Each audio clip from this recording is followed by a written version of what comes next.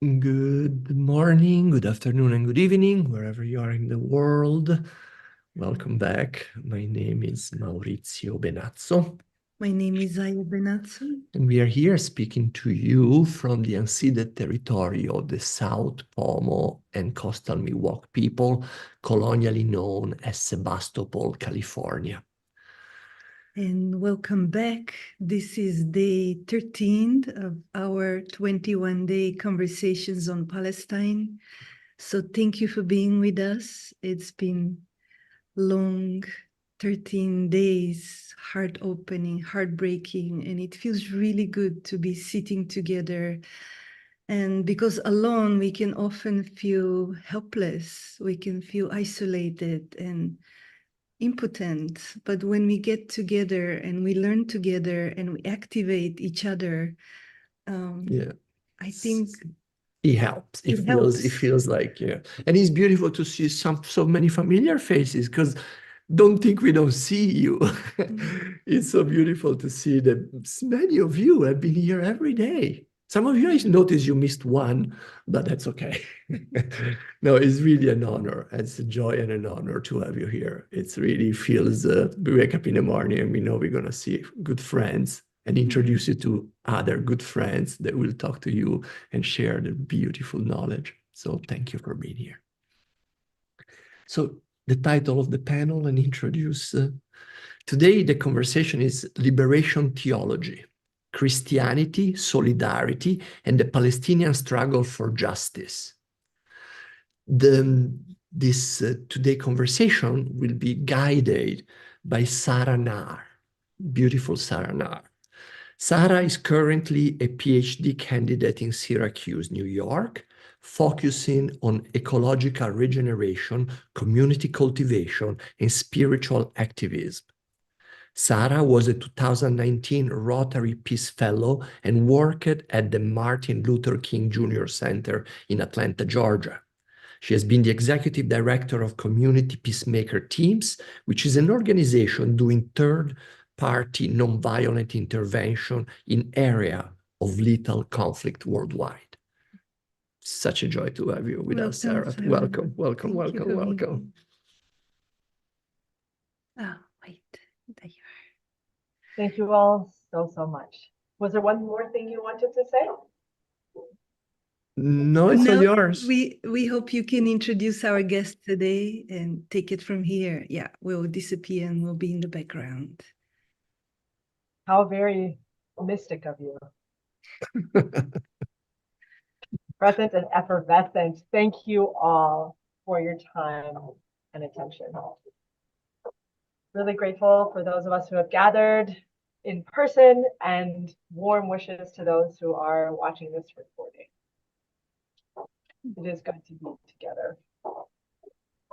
Today we're going to be talking with Reverend Michael Yoshii and Omar Haramy about liberation theology, Christianity, solidarity, and the Palestinian struggle for justice. Reverend Michael Yoshii is the co-chair of Friends of Wadi Fokim and a retired pastor of the Buena Vista United Methodist Church in Alameda, California. The church was founded in 1898 to minister to newly arriving immigrants from Japan, and for many years was a center of activity for the Japanese American community in Alameda.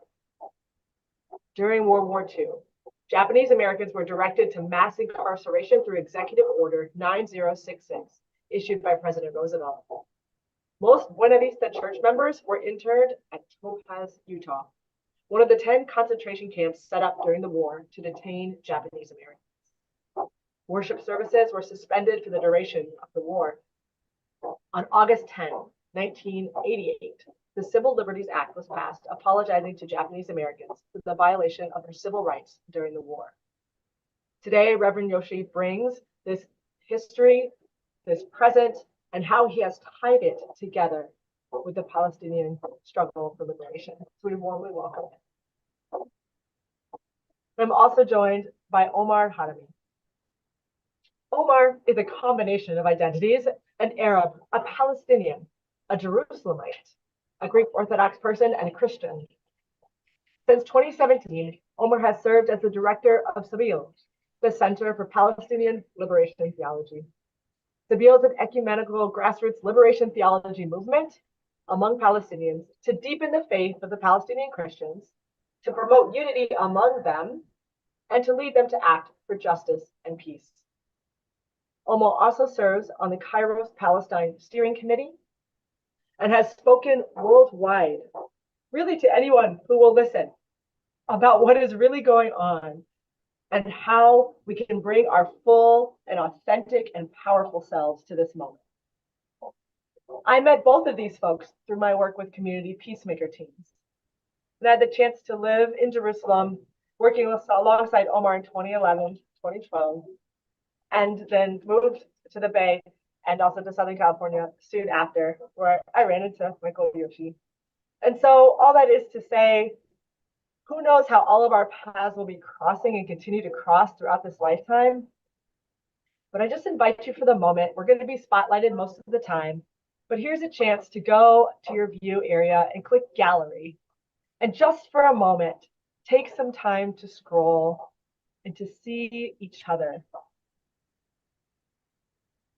Some of you have your cameras on. Some of you have a beautiful picture that gives us a window into your life.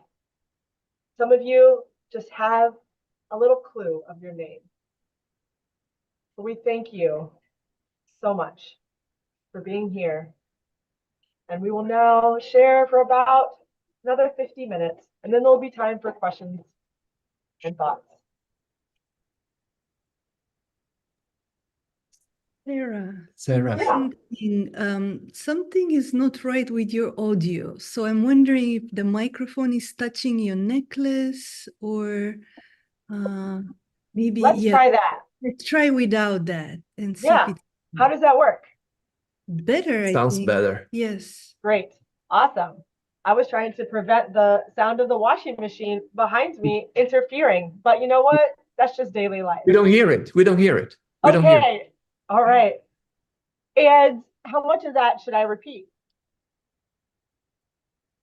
Or shall I keep going? It was clear. Keep going. It was clear. There was a little sound once in a while. It was a little interference. All good. We heard you.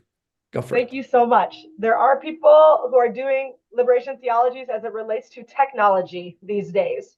What does it mean to be human at this particular time when our tech glitches, but also our humanity glitches? And we, try to show up for one another, and there's all these ways in which we are algorithmically being divided. What is the liberation theology that's coming today? So stay tuned for that, because it is happening, and science and non-duality definitely are people who are thinking through and all these things. So without further ado, please let us know if there are any other technological things. But Omar, I would love to begin with you. If you wouldn't mind sharing a little bit about Palestinian Christian liberation theology, after, of course, you share whatever is most up for you right now and on your mind. Thanks. Thank you, Sarah. It's always a pleasure to be with you. And thank you all for being present in this meeting. So Palestinian liberation theology, its seeds started in the beginnings of Nakba, when Palestine to be a Palestinian and a Christian at the same time. I think we had over 13 empires that came over our lands here in this small piece of land throughout history. And many times the Bible has been used by the people to strengthen the faith of the community and to contribute to our steadfastness. This time the Bible was used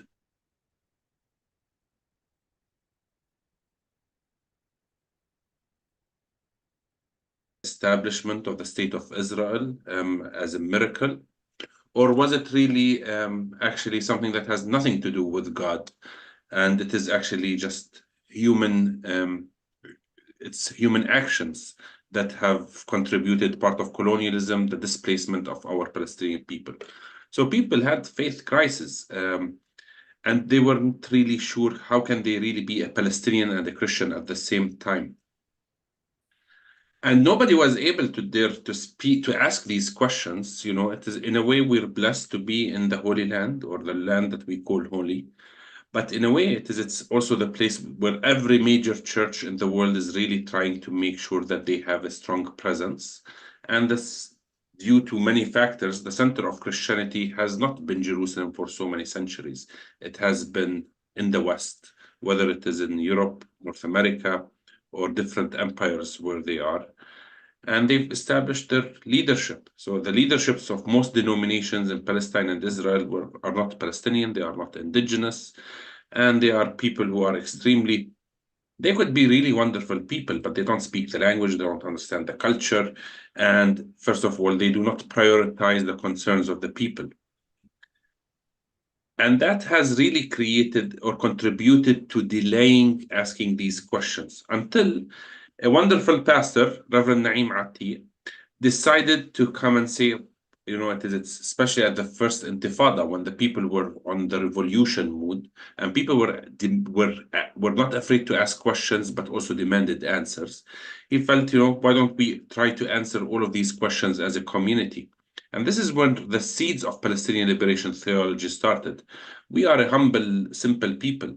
It was never the intention of Reverend Naim to start liberation theology, although he was aware of something called liberation theology, but it was a pastoral action, you know, a pastor's trying to strengthen the faith of the community. So brought the community, men, women, young people, children, theologians, clergy, everybody came together despite of their backgrounds, and they started to ask the questions and to answer. And courageously start to read the Bible through Palestinian eyes. And you know, when they started to read the Bible through Palestinian eyes, not through European or American or the eyes of empire, you find out that Jesus, you know, and the Holy Family were, you know, they lived in this land. They became refugees from Bethlehem. This land was under occupation, Roman soldiers, tyrants, Herods, unjust kings, religious leadership that was very complicit with the injustices. There were also plenty of zealots, people who were picking up arms and trying to make this place a better place. There were these prophets wandering in the wilderness, speaking to the people, calling people to repent. So it's at the time of Jesus, this land was pretty noisy, and it's still very noisy. And that's really important to understand, that it's not living in times of war and conflict is not unique for our generations as Palestinians.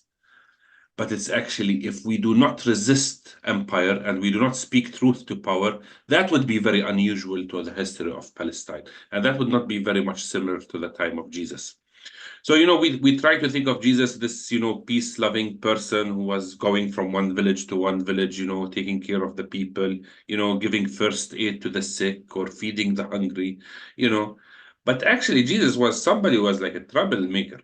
He was gathering the people, and, you know, what do? You know, it's in Palestine, you know, it's wherever we gather, you know, more than 10 or 15 or 20 Palestinians, what do they, but we start chanting, we start, you know, demonstrating, we start thinking about how we can get more in trouble. And and then we start speaking politics, because that's what we do, you know. So what are we going to talk about, you know? We talk about politics. And amazingly, we need to be reminded that, you know, Romans did not like disobedience, did not want anybody to disturb the Roman peace. So they were always, you know, marching in the streets and with their weapons and harassing the locals. And, you know, if it's you cooperated with them, like Herod and his groups, you'd be rewarded. And if you challenge empire and you start turning tables in the temple and, you know, speaking bad to the Roman officials, you're going to end up on the cross. And, you know,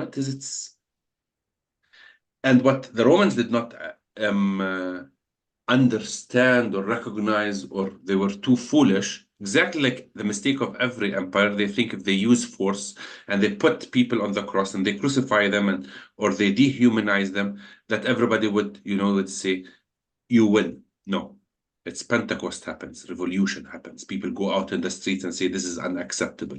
It's true. Many people pay a high price, a heavy price. They take risks, but actually that's much better than the risk of being silent. You know, it's a bigger price if you don't stand up for oppression.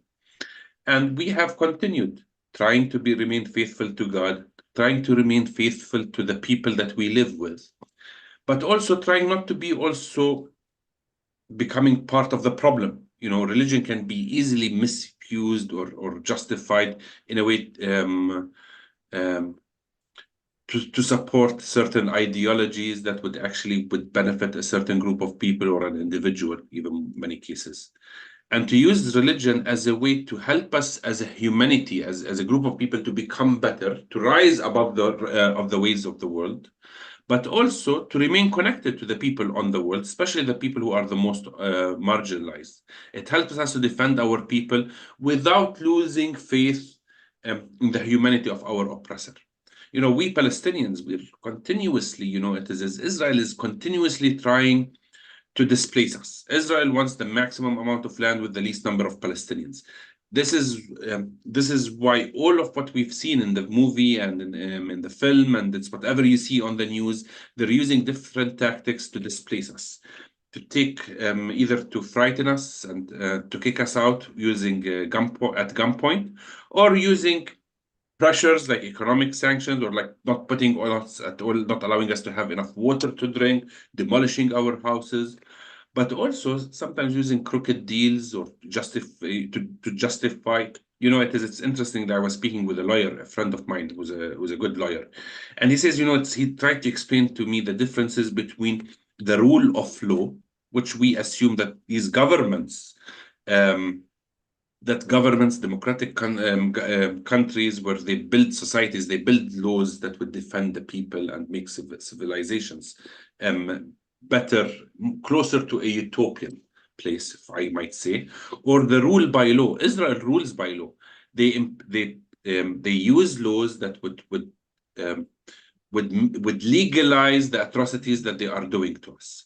And sometimes they justify these laws by using, you know, it's reviving laws that are ancient from the Ottoman period or from the British Mandate or from British colonial time, or actually coming up with laws that at the surface you'd think, oh, this makes sense, but actually at their heart it is to displace and to oppress people, but to make it legal. You know, we know that, you know, and many people in the West, they believe that if what is legal is good, then what is illegal is bad. But we tend to forget that there were so many parts. You know, apartheid was legal. You know, it is racial discrimination. You know, the silencing of minorities, oppressing the LGBTQ communities, not allowing groups of people to vote. We always use laws to oppress groups of people. And in a way, slavery was legal. Genocides were not only legal, they were also assumed that you are doing them for the best of humankind, or at least for your own groups of people. And, you know, it is as long as you're able to dehumanize the Palestinian people, to make the Palestinian people to be the devils, you know, if you strip them out of their humanity, it's exactly what the Nazis did with the Jewish people. It is exactly what the white man did with African communities, what colonial powers did with the indigenous people, what so many tyrants around the world they do with the enemy. They strip them from their humanity, then they legitimize their own actions, saying that what we're doing is actually we're the good people. Despite that they're doing atrocities, we're doing it for the greater good. We're fighting the good fight.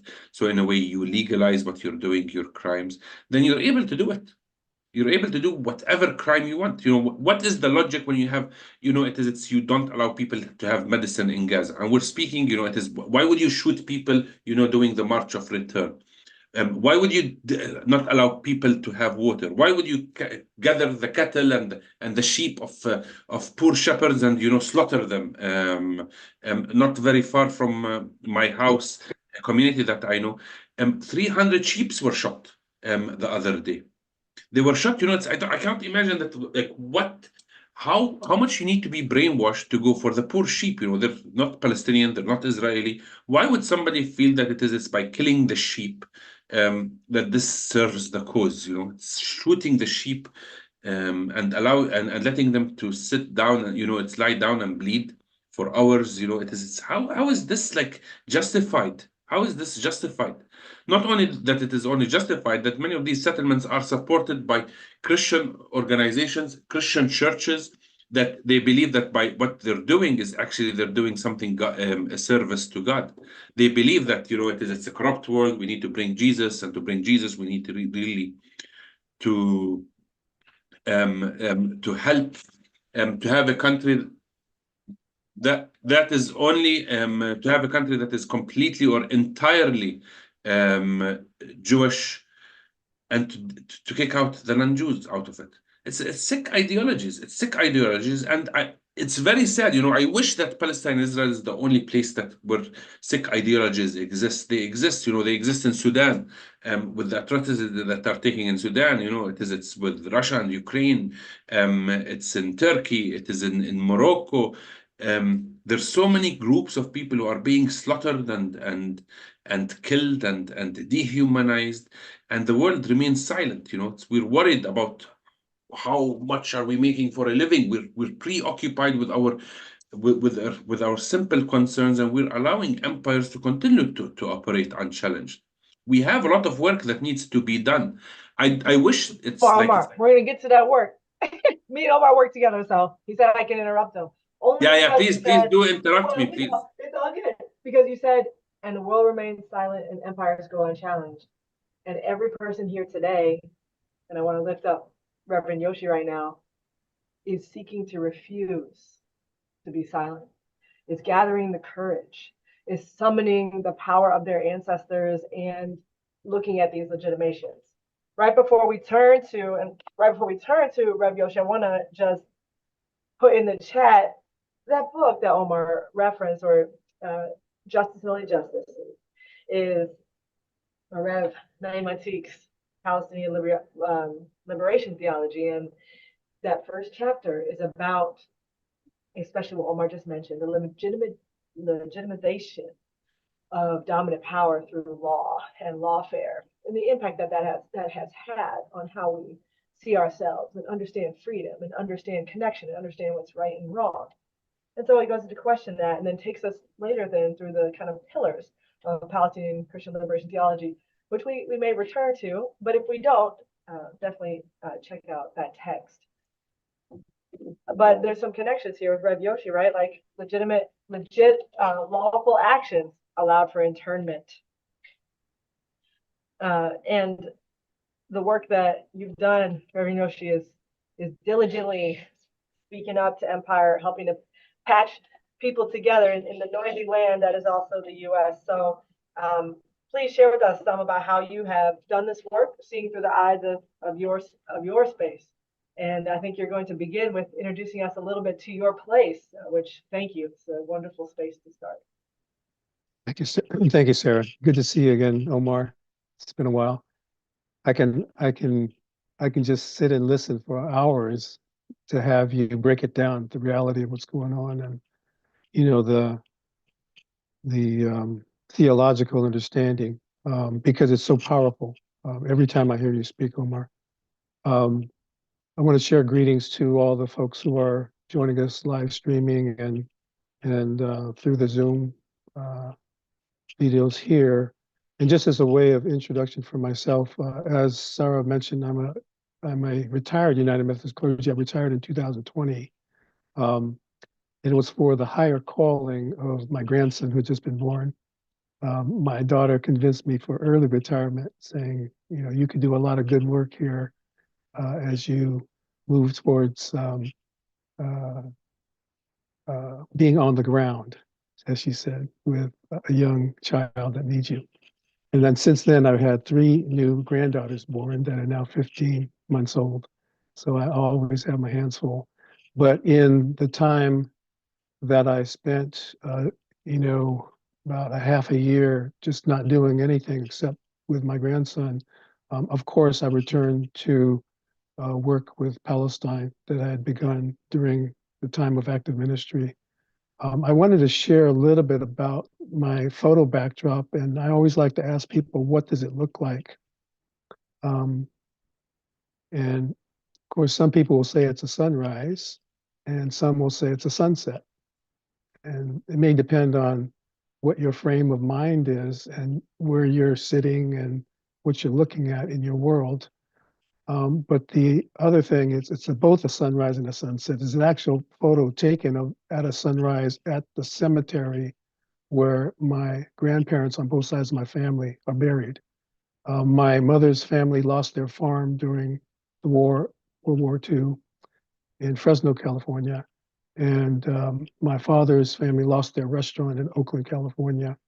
I like to invoke them as I come into different spaces to bring them into the space, because they're always on my shoulders, particularly in my ministry. I found that over the course of years that they were more increasingly upon my shoulders, particularly when I was struggling with things as a pastor and as a leader.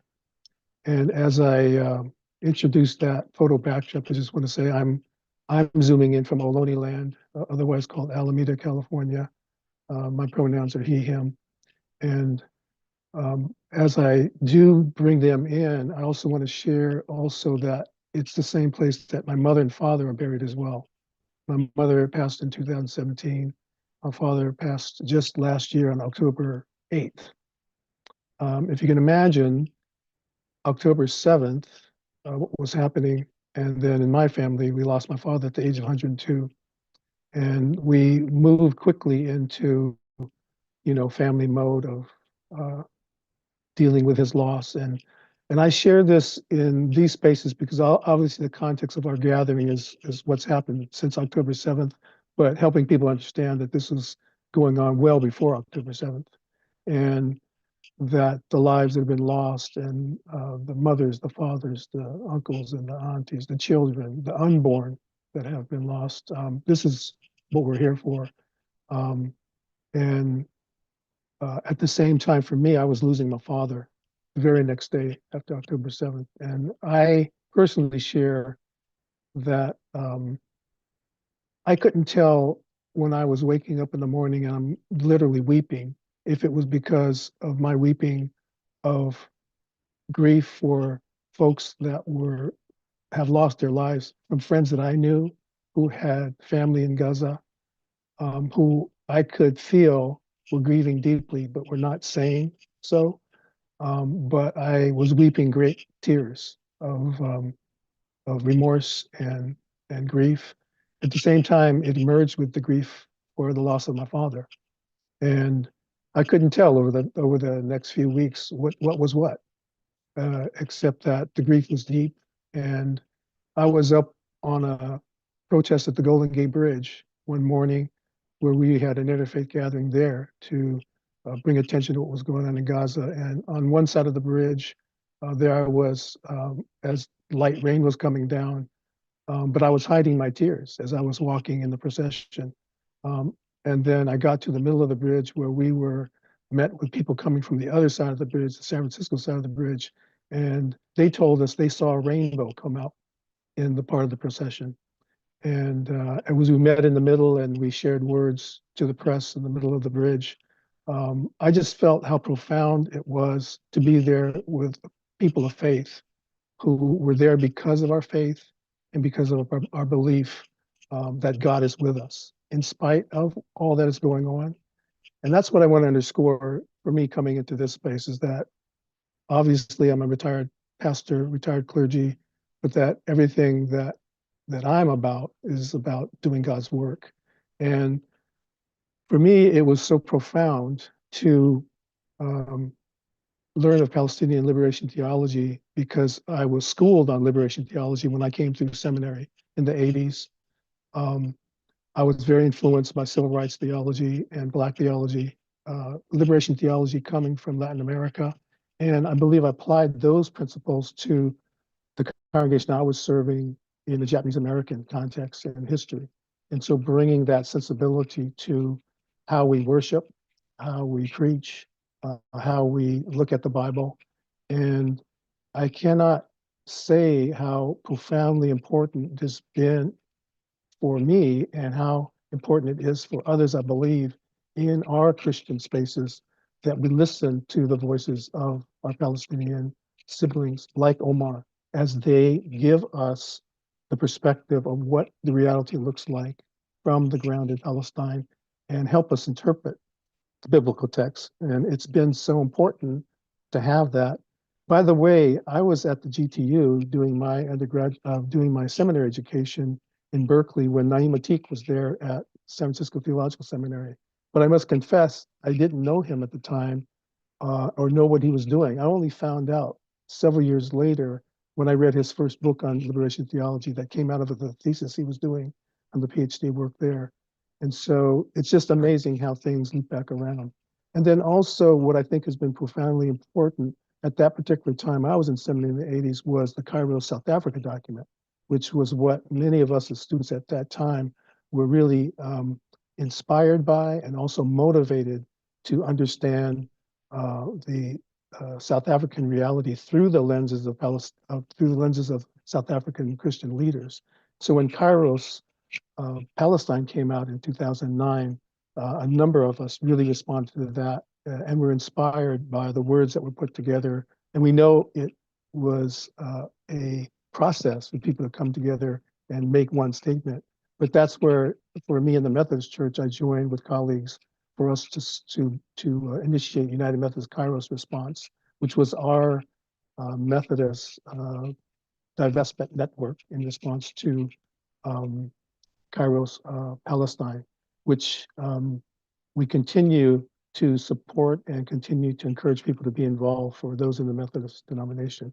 But back to my heritage as a Japanese American and bringing my grandparents and parents into the space, I do want to share also that one of the manifestations, I believe, of us expressing liberation theology for me this past year, for the very first time, the Day of Remembrance program in San Francisco, California, which holds a remembrance gathering every year on or around February 19th, which is the commemoration date of Executive Order 9066, for the first time explicitly wanted to express solidarity with Palestinians from a Japanese American context. And they asked me to be the keynote speaker for that, which I was very happy to do. And it was a good event. We were able to honor Dr. Rabab Abdul Hadi, who's a professor at San Francisco State University, and bring her there as well.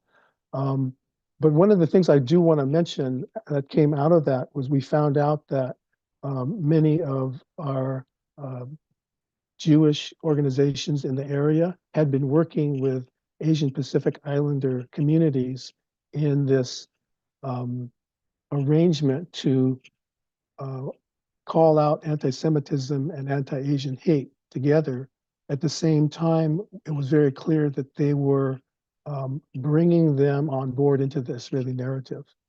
And that was a subtext of that particular event. And things that have happened since then continue to go on, but many of us are working in that direction. So it was like one step forward in an event in which we were able to express solidarity, but almost two steps backward as different organizations began to get pulled in different directions.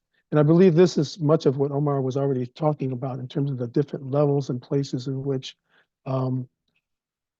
the problem with the whole narrative being spun in different spaces, and the narrative being spun for us in the U.S., being spun in the halls of Congress, in academic institutions, in cultural institutions, community organizations, and on the ground. And so these are the challenges I think that we have moving forward with us as we try to engender ourselves towards a liberation praxis. But we continue to move forward as best we can. And one of the things I just want to close my opening remarks with is that I believe that one of the values of Palestinian liberation theology and all liberation theologies, it turns the Bible upside down, for people to look at the Bible with new eyes and look at theology with new eyes. And I think this is the total juxtaposition of what Israel has been doing, because Israel has been creating a narrative, turning the reality upside down and creating a whole picture of reality that people get into their minds and psyches that have to be detoxified, as it were. And I think that's the process of liberation theology, is detoxifying what many of us have embedded into our hearts and souls through the ways that we've been inculcated with a normative theology that's gone before us. I'm going to stop there. Just kind of speaking in the stream here, but get it back to Sarah. Hey, it's all good to be in flow. We are here. Thank you for that offering. Thank you both.